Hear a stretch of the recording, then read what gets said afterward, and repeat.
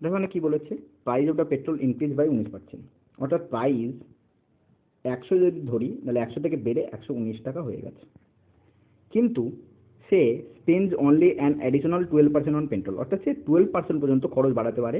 19% ওপর খরচ বেড়ে গেছে, কিন্তু সে মাত্র 12%-এর ওপর খরচ বাড়াতে পারে, অর্থাৎ 100-র উপরে সে 112 টাকা পর্যন্ত বাড়াতে পারে।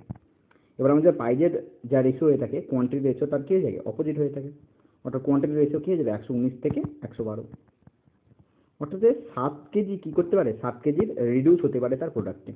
দেখো এখানে যে রিডিউস অফ দ্য কোয়ান্টিটি, না রিডিউস কোয়ান্টিটি কত হয়ে যাচ্ছে, 7, এবং 7 কার মধ্যে, 7 হচ্ছে 119-এর মধ্যে, ইন্টু 100%, কাটাকুটি যদি করি 100/17, এটা মোটামুটি 5.9 সামথিং চলে যাবে, যেটাকে আমরা এখানে করে বলে দিয়েছে নিয়ারেস্ট ভ্যালুতে নিয়ে যেতে হবে। নিয়ারেস্ট ভ্যালু আমরা কি লিখতে পারি, 6 লিখতে পারি। তো অপশন নাম্বার বি হবে আমাদের কারেক্ট অ্যান্সার।